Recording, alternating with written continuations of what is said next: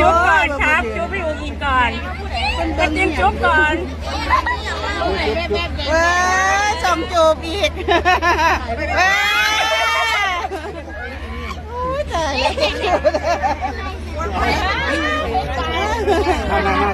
แล้วลงไปที่ว่า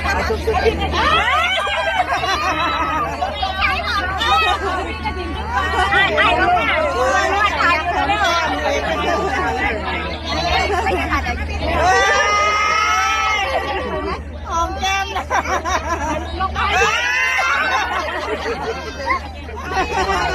มันเงาเนี่ย